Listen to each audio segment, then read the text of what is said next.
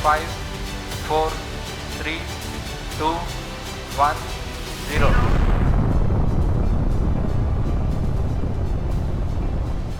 अंतरिक्ष की दुनिया में भारत की सबसे बड़ी उपलब्धि सिर्फ ये नहीं कि उसने चंद्रयान जैसे मिशन को सबसे कम लागत पर कामयाब बनाया, या फिर मंगलयान के जरिए भविष्य की दूसरी धरती कहे जाने वाले मंगल ग्रह की दुर्लभ जानकारियां और तस्वीरें जुटाई। अंतरिक्ष में भारत की असली कामयाबी तो अब दिखने वाली है, जिसके लिए ढांचागत बदलाव की तैयारियां शुरू हो गई हैं। इस बदलाव के साथ सरकारी सुविधा वाली स्पेस एजेंसी अब सरकार की नई पहल से एक भरी पूरी स्पेस इंडस्ट्री बनने की तरफ अग्रसर है।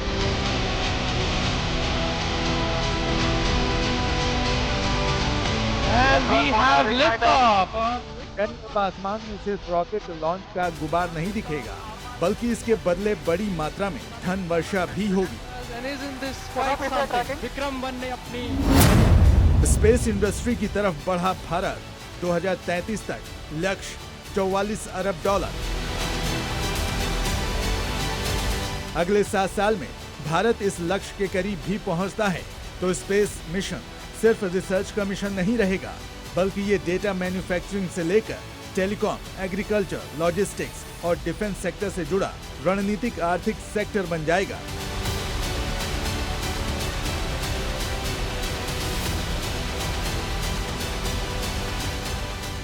सैटेलाइट लॉन्च करना है और कुछ कॉन्ट्रैक्ट लॉन्च बोलते हैं वो करना है, और तीसरा है क्या बोलते हैं लॉन्च एंड डिमांड। ये सब पूरा कमर्शियल एक्टिविटीज़ है, इनको शायद प्राइवेट इंडस्ट्री डायरेक्टली कर सकते हैं। प्राइवेट तीनों जॉब जो है कॉन्ट्रैक्ट करने का करेंगे, और ISRO will concentrate on only new discovery, new solution, new exploration and whatever government wants. अगर आपके जहन में ये सवाल है कि अगर अगले 7 सालों में भारत अंतरिक्ष की दुनिया में आर्थिक महाशक्ति कैसे बनेगा, तो कुछ जानकारियां आपको यहीं देते हैं। हमारी स्पेस एजेंसी इसरो तकनीक का विकास कर रही है, तो आईएन स्पेस जैसी कंपनी मार्केट खोल रही है। NSIL तकनीक के साथ व्यवसायिक सेवाएं स्पेस इंडस्ट्री तक पहुंचा रही हैं। इससे प्राइवेट कैपिटल स्पेस इंडस्ट्री में आना शुरू हो चुका है, और अब भारत की अगली छलांग स्पेस में पहुंचने से ज्यादा स्पेस इंडस्ट्री को मोनेटाइज करने की।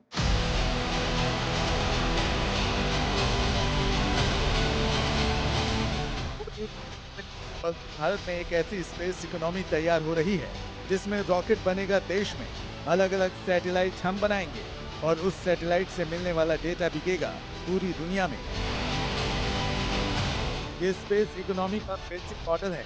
इस मॉडल से सीधा फायदा होगा भारत के किसानों को, मछुआरों को, टेलीकॉम कंपनियों को, सेना को, और यहाँ तक कि आपको अप टू डेट रखने वाले स्मार्टफोन्स को। भारत की अब स्पेस का मतलब सिर्फ चंद्रयान नहीं रह गया है। स्पेस का मतलब है बिजनेस, स्पेस का मतलब है डेटा, स्पेस का मतलब है जॉब्स, स्पेस का मतलब है एक्सपोर्ट्स, और स्पेस का मतलब है स्ट्रेटेजिक पावर। प्रोडक्शन होना है, मतलब सीरियल प्रोडक्शन होना है, टाइम पे लॉन्च करना है, टाइम पे सैटेलाइट को उड़ाना है और डेटा डाउनलोड करना है।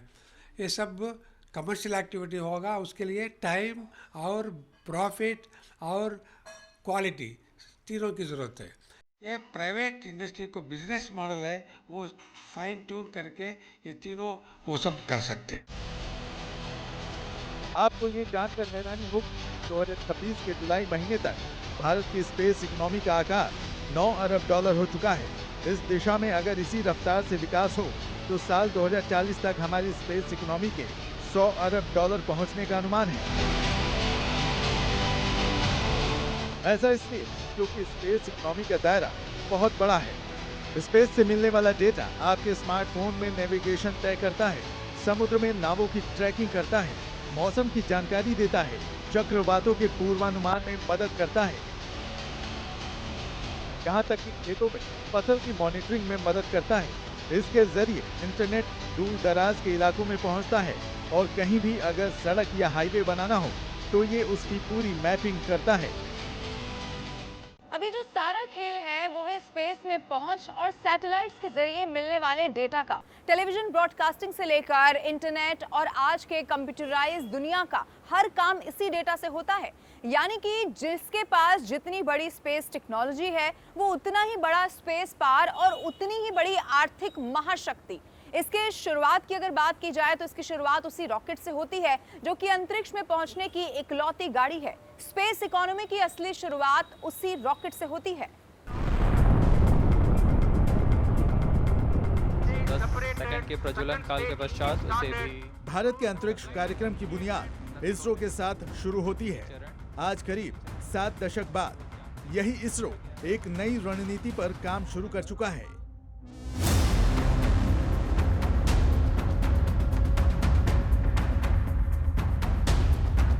उस स्ट्रेटेजी की बुनियाद है कमर्शियल रॉकेट और सैटेलाइट का प्रोडक्शन। इस प्रोडक्शन सिस्टम में निजी कंपनियां आएंगी, रॉकेट और सैटेलाइट के निर्माण में अपना योगदान देंगी, तो इसरो को अगली फ्रंटियर टेक्नोलॉजी पर काम करने का मौका ज्यादा मिलेगा। इसी रणनीति के तहत साल 2020 में स्पेस सेक्टर को निजी कंपनियों के लिए खोला गया था। 2023 में इस नीति के तहत प्राइवेट कंपनियों को सैटेलाइट से लेकर लॉन्च व्हीकल, ग्राउंड स्टेशन और अंतरिक्ष सेवा से जुड़े दूसरे क्षेत्रों में उतारा गया।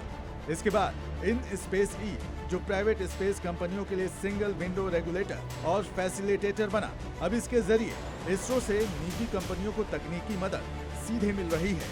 अगस्त 2026 तक NSIL ने इसरो को 118 टेक्नोलॉजी ट्रांसफर किए। इसमें SSLV टेक्नोलॉजी, सैटेलाइट बस, लेजर गाइडो, एंटीना और रडार तकनीक शामिल है। SSLV रॉकेट की तकनीक और उत्पादन अधिकार HAL को दिए जा चुके हैं। इसरो के सबसे भरोसेमंद रॉकेट PSLV और सबसे ताकतवर रॉकेट LVM-3 को भी प्राइवेट सेक्टर को सौंपने की तैयारी है। आज भारत में नई नई कंपनियां, नए स्टार्टअप बहुत तेज़ी से आगे आ रहे हैं और प्राइवेट रॉकेट लॉन्च करने की कैपेबिलिटी बहुत तेज़ी से बढ़ रही है। ऐसा ही एक उदाहरण है स्काईरूट का। अभी विक्रम 1 का लॉन्च किया गया सफलतापूर्वक और पहला ही उनका उड़ान बेहद सफल रही।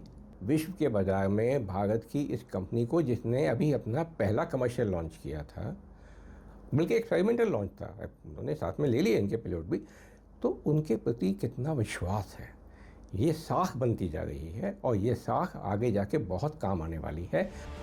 आज दुनिया की स्पेस इकोनॉमी 400 अरब डॉलर से ज्यादा की है, जबकि भारत की स्पेस इकोनॉमी 8 अरब डॉलर है। यानी विश्व के स्पेस इकोनॉमी में भारत की हिस्सेदारी सिर्फ 2 से 3% के आसपास है। इस हिस्सेदारी को 2033 तक बढ़ाकर 44 अरब डॉलर करने की योजना है, जिसके लिए प्राइवेट सेक्टर की मदद जरूरी है। हालांकि भारत पहले से ही सस्ता और भरोसेमंद लॉन्च पैड माना जाता है, लेकिन सरकारी एजेंसी अकेले साल भर में 50-60 रॉकेट लॉन्च नहीं कर सकती। लेकिन प्राइवेट सेक्टर के आने से लॉन्चिंग की फ्रीक्वेंसी हर हफ्ते या हर महीने संभव हो सकेगी, जिससे दुनिया भर के सैटेलाइट भारत से लॉन्च होंगे। इससे भारत की निजी कंपनीज भी अपने सैटेलाइट बना करके डेटा और स्पेस सर्विसेज से कमाई कर सकेंगी। ये मॉडल अमेरिका की स्पेस एजेंसी नासा भी अपना चुकी है। इसरो की तैयारी अब भारत में अमेरिका की स्पेस एजेंसी स्पेस एक्स जैसी कंपनी और एलन मस्क जैसे स्पेस दिग्गज तैयार करने की है। आज अगर एलन मस्क और उनकी कंपनी स्पेस एक्स दुनिया की सबसे कामयाब स्पेस कंपनियों में से एक है, तो इसके पीछे है नासा की वो योजना जिसमें अमेरिकी स्पेस एजेंसी ने निजी कंपनियों से अंतरिक्ष में सामान और यात्रियों को पहुंचाने की सेवा खरीदने का फैसला किया।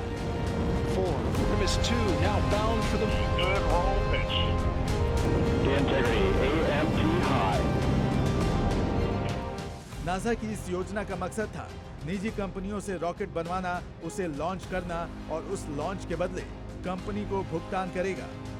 इसका फायदा नासा को क्या हुआ, इसे एक आंकड़े से समझिए। नासा के स्पेस शटल के समय अंतरिक्ष में 1 किलो सामान भेजने में लगभग $54,000 का खर्च आता था, जबकि स्पेस एक्स के फॉल्कन 9 रॉकेट से 1 किलो सामान भेजने की लागत लगभग $2,700 हो गई। यानी नासा के लिए फाल्कन 9 में उसी वजन को भेजने का खर्च लगभग 95% कम था। निजी कंपनियों को तकनीक ट्रांसफर की वजह से रॉकेट दोबारा इस्तेमाल किए जाने लगे। एलन मस्क की company space x reusable rocket तकनीक की चैंपियन बन गई। पेलोड्स को अंतरिक्ष में ले जाने में खर्चा बहुत आता है। और वो खर्चा क्यों आता है?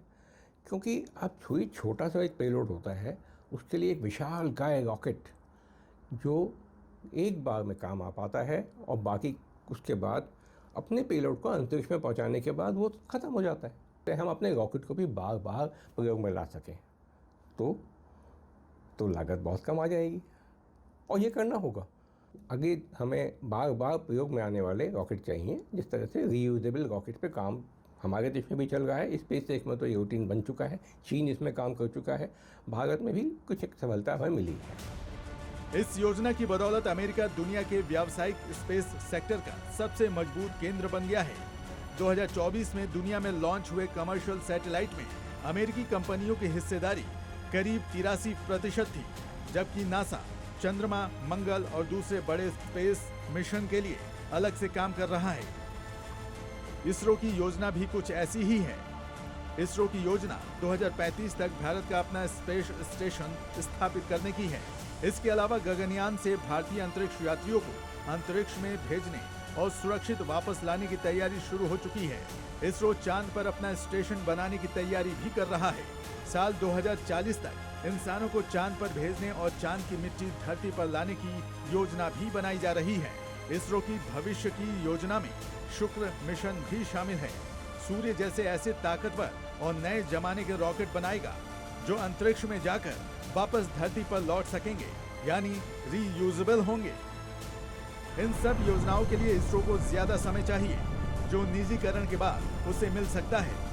जैसे नासा बड़े मिशन पर काम लॉन्चिंग से होने वाली कमाई से पूरा कर रहा है, इसरो के लिए अंतरिक्ष मिशन से होने वाली धनवर्षा मददगार होगी।